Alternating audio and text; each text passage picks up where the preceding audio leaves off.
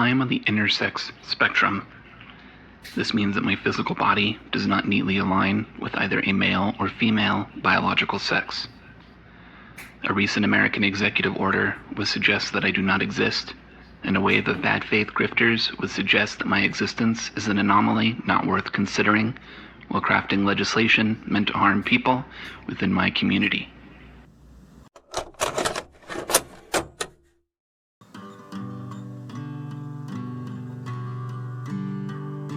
Culturally, I was raised male. I did not know what intersex was and was unaware of the anatomical differences I possessed in comparison to my peers. I experienced childhood from a very confused boy's perspective. Growing up, I struggled to understand my place in society. I did not understand why I wasn't meant to want to play with girls. I did not understand why my long hair or obsession with the color pink was considered weird. Even then, I remember being bullied and forced out of the boys' bathroom because of my feminine appearance. Largely, these things just did not make sense to me. I enjoyed the typical boy things just fine. I read comics, collected action figures, and played hella video games. But I was equally curious about the forbidden world of fashion dolls, dresses, and makeup. The world in which my sister lived, and I was allowed only peeks via Hilary Duff and Britney Spears. Getting older, I only experienced more isolation as I began to understand that my romantic feelings seemed far and away from those of my friends. My sexuality was vast and inclusive of all kinds of people, particularly androgynous folks. I also found myself susceptible to abuse, as something within my subconscious searched our violent culture for what felt like feminine vulnerability.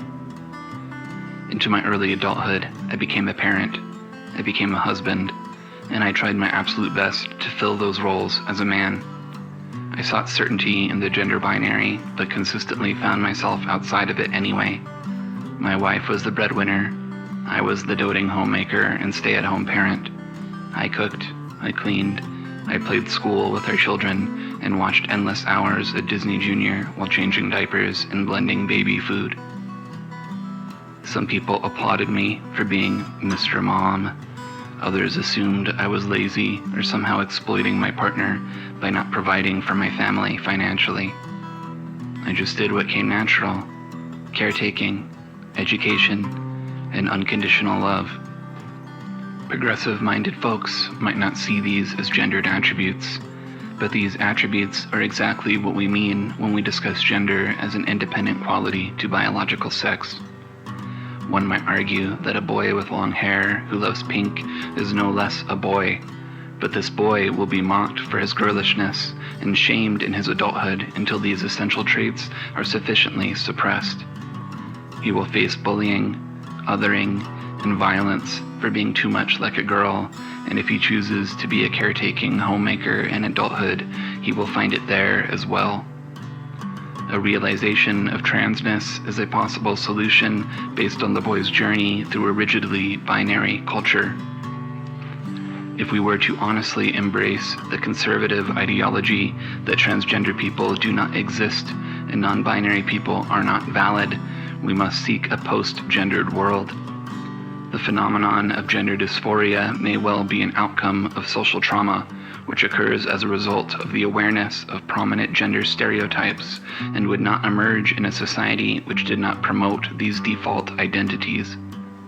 In a world which does not strongly define male and female by cultural contribution, biological sex would be a boring notation about as meaningful as one's blood type. In this way, our spectrum of the trans question is a circle, which meets whether you travel to the left or the right in liberation for all peoples and the casting aside of specific gendered expectations. It meets in freedom, not in oppression.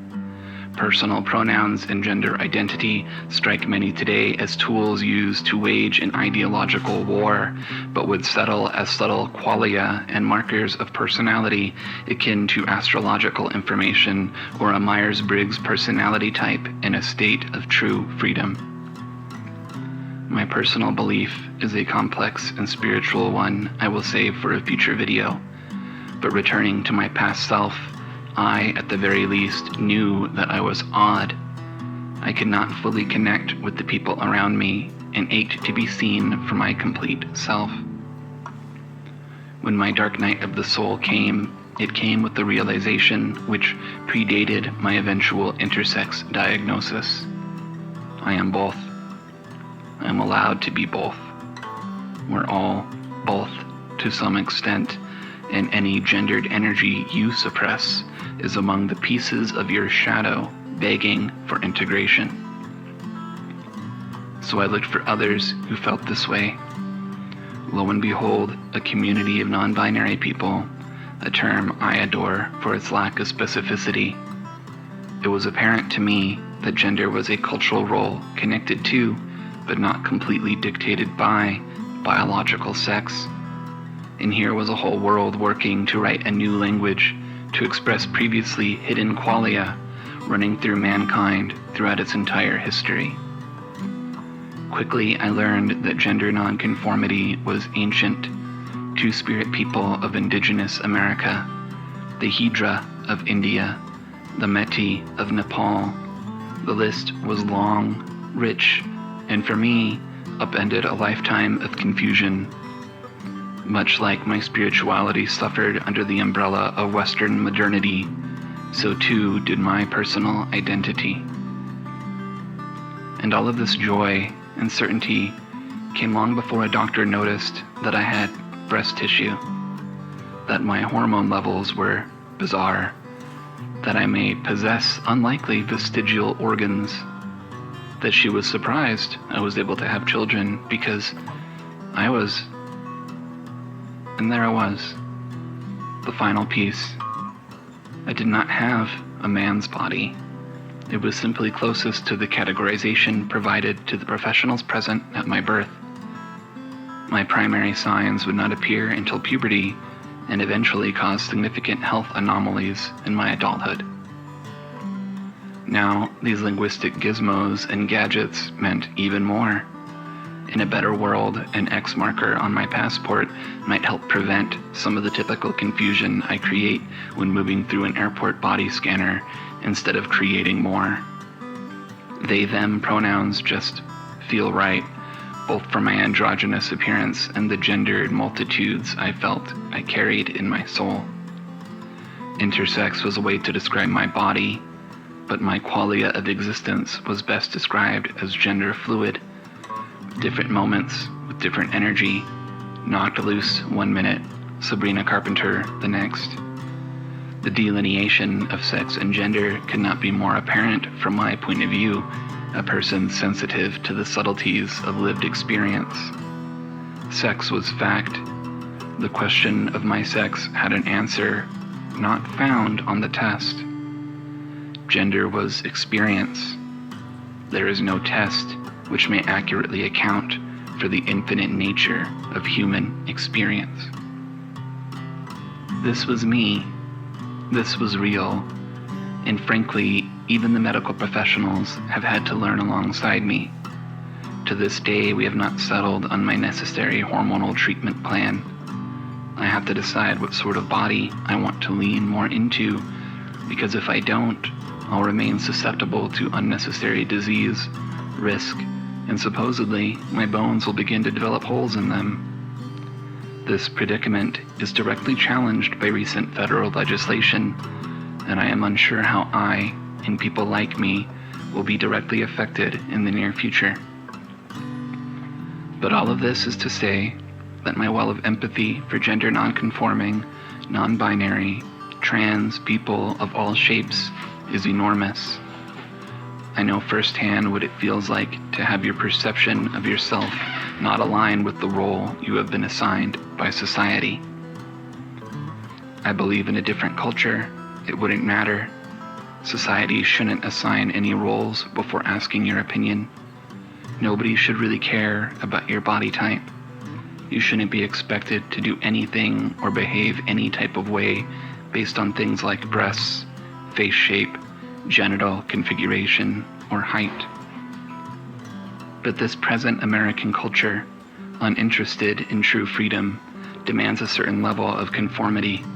and the explosion of spiritual growth which the new perennial language of gender provides is frightening to the old guard, because it suggests a society which does not care about years of Anglo-American sexual tradition. It suggests a society more in line with the reality of complex human bodies, approximately 1% of which do not neatly fall into the male or female category. It suggests a culture which is aware and capable of candidly discussing the experience of gender, norms, expectations, experiences, and disappointments. And that culture might question other traditions as well.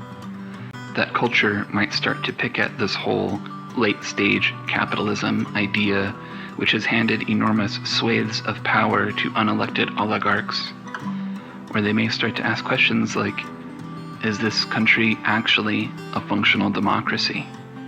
Or is something wrong here? The old ways must retain control by policing language, the mind, and the way you think. This means suppressing empathy by othering an outside group as enemies, predators, and a threat to children. The shit rolls downhill. Nothing brings a nation together like a shared hateful delusion, and in this way the lingering war on gender mirrors the spectacular failure known as the war on drugs. So consider for yourself, no matter who you voted for, no matter what vision of America you want to see manifest, will you embrace a lie to get it? Will you embrace the fear of the truth, the absolute head in the sand approach which ignores basic biology? Will you ignore the very soul within you, the masculine and feminine energy intertwined and begging for your attention? Will you ignore the children who harm themselves because they do not feel loved or understood? Will you ignore the religions of the world which embrace androgyny as a divine trait? Will you ignore science and rationality, which has always expressed a system of spectrums and matrices when any binary is sufficiently observed? Will you ignore me, or will you listen for freedom? Something better is possible, which no political position has yet imagined. We can work together, and we can be more. But I can't stop being intersex. I can't stop being non-binary. And whatever comes next, I and people like me will not be going anywhere. A strong spirit transcends rules. Thank you to my patrons and complete club members, Flem de la Fleming, Chris Curious, Martina Duran, Transcending Void, and Walking on Cats. If you are in a position to help grow the channel, please consider subscribing or joining these fine folks at patreon.com/American Dragon. I appreciate you. I love you, and I will see you next time.